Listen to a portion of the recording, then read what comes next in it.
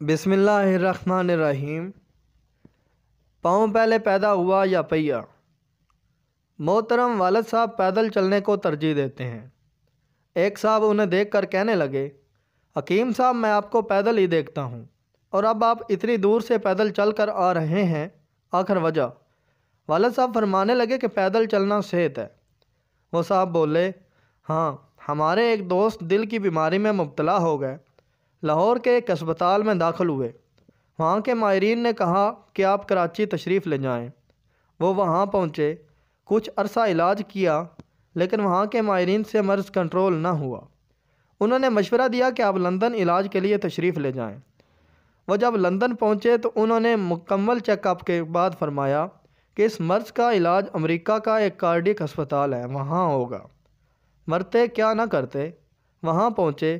فرماتے ہیں کہ جب اس ہسپتال کے مین گیٹ پر پہنچے تو اس کے گیٹ پر لکھا ہوا دیکھا کہ پاؤں پہلے پیدا ہوا یا پہیا۔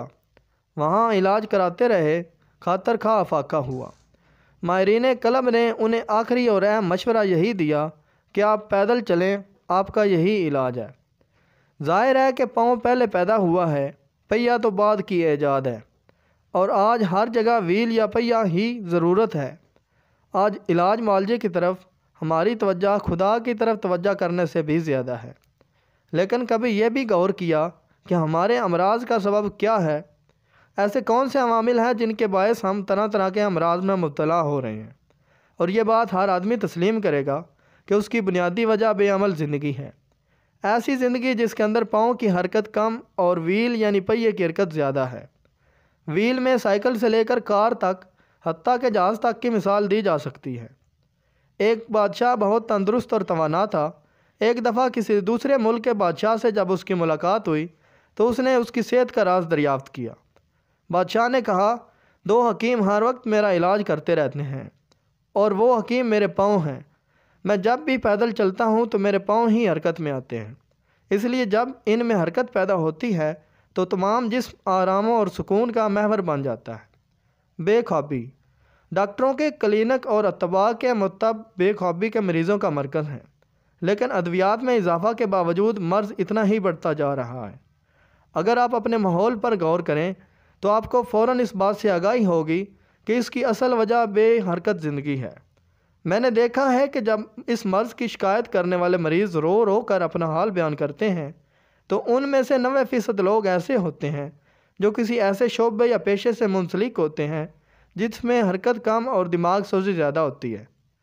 اب جب ایسے لوگوں کو روزانہ پیدل چلنے کا مشورہ دیا جاتا ہے تو جو مریض اس پر سختی سے عمل کرتے ہیں وہ حیران کن طریقے سے صحت کی طرف گامزن ہوتے ہیں، اور بے خوابی ان سے کوسوں دور بھاگتی ہے۔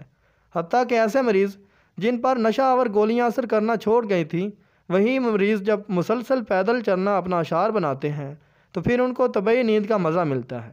تبخیر گیس بس، ٹرین، اسٹیشن، بازار، گلی، ہر جگہ آپ کو ہاضمے کی دوائی کا اشتہار مل جائے گا۔ گولیاں، سفوف یا مکسچر بیچنے والا مل جائے گا۔ ہر کسی کا دعویٰ ہوگا کہ ہر قسم کی بادی، گیس، تبخیر وغیرہ کا آخری علاج اس کا یہ نسخہ ہے۔ اس وقت ملک کے اندر جتنی ادویات امراض معدہ کے لیے بنتی ہیں اتنی شاید کسی اور مرض کے لیے تیار ہوتی ہیں، حالانکہ تبخیر اور گیس کا علاج صرف پیدل چلنا ہے، صرف پیدل۔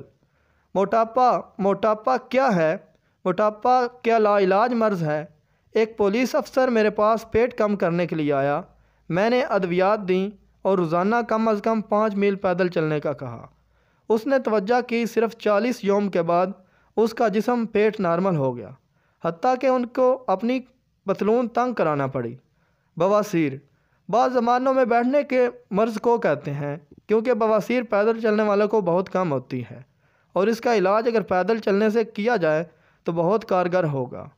بواسیر کے مریض بظاہر چل نہیں سکتے، لیکن جب انہوں نے پیدل چلنا شروع کیا تو انہوں نے کافی اور خاصا آرام پایا۔ اور سب سے بڑی چیز یہ ہے کہ پیدل چلنا سنت نبوی صلی اللہ علیہ وسلم ہے۔ اگر اس سنت پر عمل کر لیا جائے تو ایک تو ثواب ہوگا، اور دوسرے دنیا کے بہت سے فوائد مل سکتے ہیں۔